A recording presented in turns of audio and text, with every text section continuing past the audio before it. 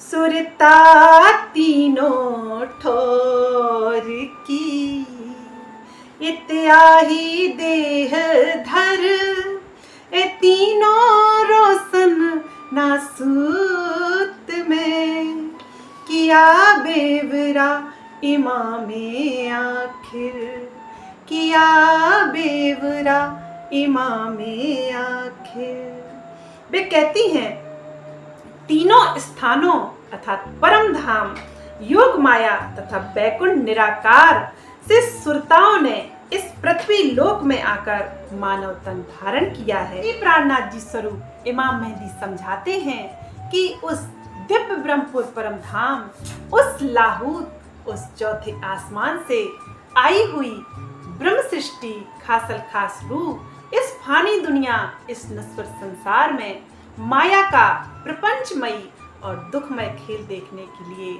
आई है।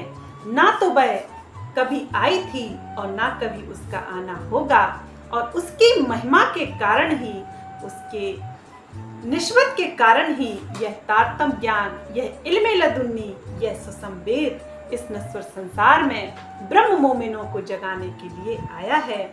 और इसका लाभ वे ईश्वरीय सृष्टि और जीव सृष्टि भी ले सकती हैं, क्योंकि उन्होंने भी कभी उस प्रियतम पर ब्रह्म के विषय में कानों से नहीं सुना, क्योंकि उस प्रियतम पर ब्रह्म को तो वे ब्रह्म मोमिन ही जाहिर कर सकती हैं जो उस धाम की रहने वाली हैं, क्योंकि अब तक वे मोमिन आई नहीं थी तो उनके धाम स्वरूप लीला से भी पर्दा नहीं उठा था।